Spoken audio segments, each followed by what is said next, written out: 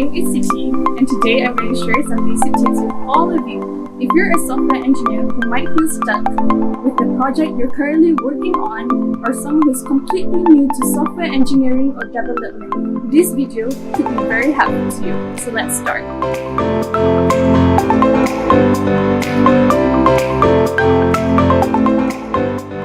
Very first tip I'd like to share with you today is to use a VMOS G1 Mini Pro when sending data to the cloud.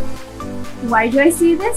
For instance, if you're using an Arduino board, which is an Uno or Nano or any other Arduino board, you will also need to use a Wi-Fi multi-board to send data to the cloud.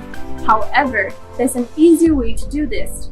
You can actually replace the two boards into a VMOS G1 Mini Pro for sending data to the cloud, as it works similar to having both a Wi-Fi model and Arduino board into one. So the second tip we have for you today is always go back to basics. If you're working on any form of coding and somehow you get stuck somewhere in the middle, always go back to the start to identify any possible mistakes. I'm pretty sure most of the software engineers and developers know what I'm talking about here.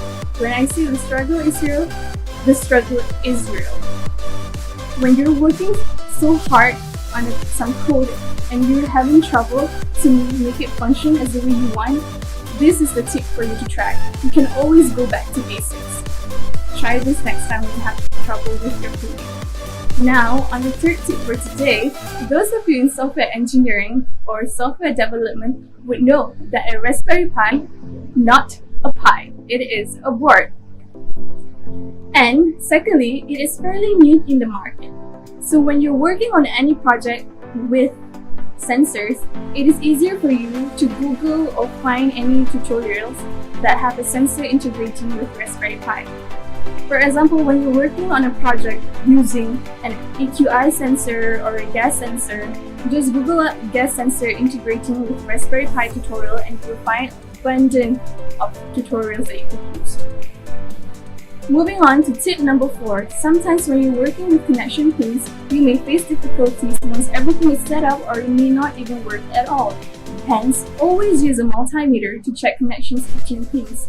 This will avoid any faulty connections like short circuit and help you stay on track. Last but not least, our fifth and final tip for today is to always do a software simulation before starting to print your PCB design. There are many softwares available to do this, such as Protel, PAX, and Allegro, to list a few.